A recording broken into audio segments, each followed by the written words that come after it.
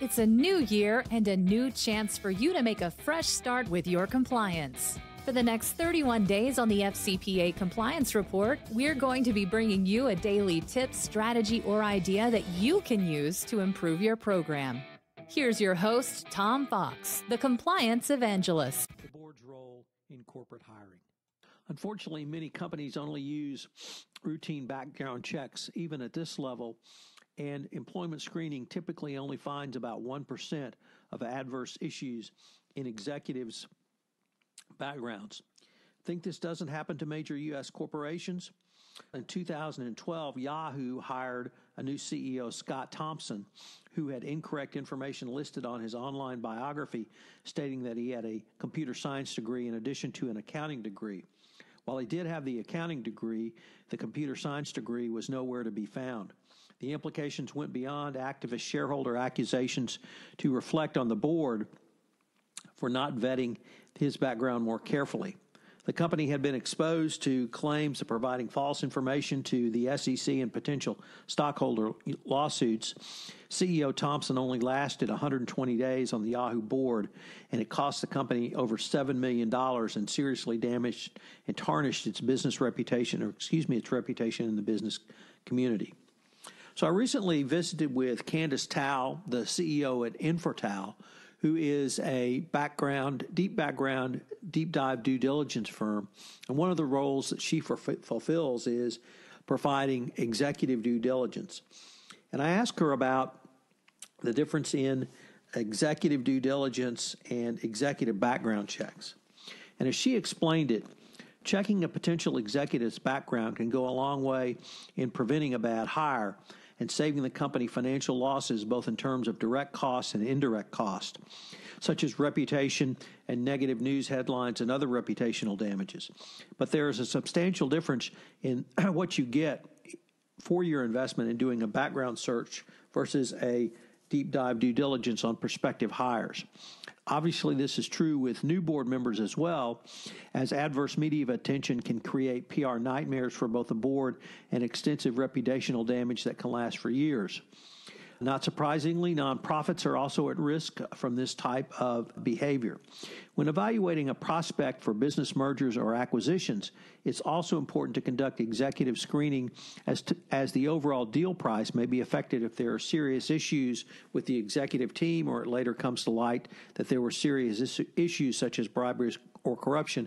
Obviously, if the company was engaging in violations of the FCPA, whether it was subject to the FCPA at the time or not, this is something that you need to know. So most companies screen their executives using routine background checks, and these are the types of checks that are conducted for all levels of employees, consisting of basic public record searches and database searches. The searches are conducted by companies through one or multiple jurisdictional databases containing aggregated collections of data from various entities. These checks typically are limited to a 5-component review, including criminal records, employment verification, degree or educational verification, Social Security validation, address verification, and sometimes credit history. But these are relatively limited searches. There is no one database that contains all information. In some cases, records need to be accessed in person to ensure that the correct information is reported about the specific person and not someone else of the same name. Criminal records can be searched using a date of birth, and since a person's Social Security numbers typically do not appear in criminal files. Additionally, you need to do a statewide and nationwide searches. Obviously, these routine background checks are often cheap to conduct and quick to turn around, but there are many issues, as Tal explained, using them as a sole investigative tool. These include the greatly varying quantity and quality of the data, no results being returned even though records exist due to the search criteria, and data returned on persons with the same or similar names or mistaken identities. So, what's an executive due diligence? This takes an in-depth look at all available public records, including criminal history, civil litigation, financial and legal issues, relationships with other companies, board and advisory positions, reputational information, certainly social media information, misrepresented educational and overstated work history, behavioral issues such as litigiousness, and undisclosed or other adverse issues. Executive due diligence is certainly more costly than an executive background check, and it may take more time, but the information which is gathered is extremely valuable and can save the company substantially more down the line. A high-quality due diligence review can find important information that would not be returned, some of these without an executive background check, and some of these can include theft of IP, hidden aliases, interstate bankruptcies, previously mentioned litigious behavior, signs of malfeasance with or without criminal convictions, negative medias, social medias, negatives, undisclosed businesses or other board-level involvement, undisclosed business ownership, significant numbers of name changes, and other negative issues. So you can see the difference between the routine background check and the executive due diligence is a significant consideration. And it also would include, I think, a significant interview process of prior employers, prior colleagues, prior boards, directors that the candidate may have sat on.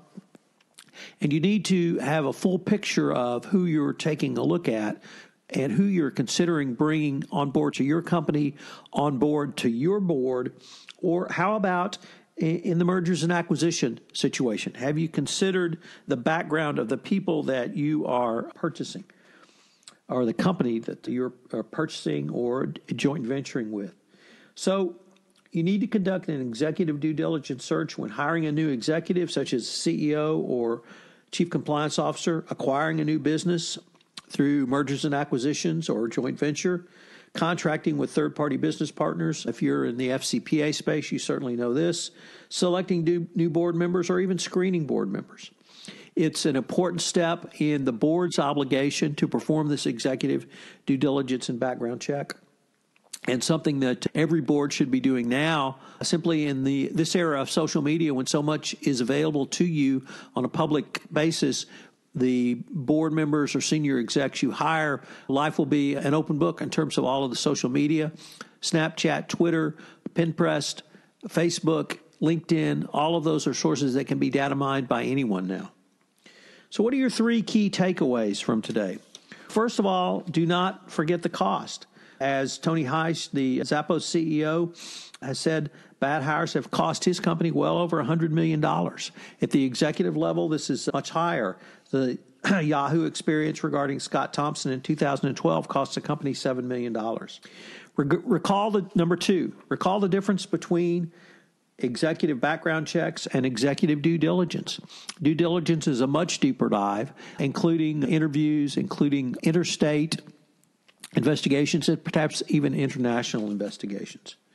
And do not forget that 20% of executives fail a deep-level due diligence check and have issues which may cause exposure to the corporations of any size. This is really a very high number, and this is something that you need to know before you go into business with someone, whether that business is as a senior executive, whether it's as a new board member, or whether it's as a business partner, a joint venture partner, or an M&A acquisition or merger and acquisition. Thank you for listening to this episode of 31 Days to a More Effective Compliance Program, where we're going to take a look at the role of the board of directors in a best practices compliance program. This production of 31 Days to a More Effective Compliance Program is a special production of the Compliance Podcast Network. I hope you will join me again tomorrow. This podcast is a part of the C-Suite Radio Network. For more top business podcasts, visit c-suiteradio.com.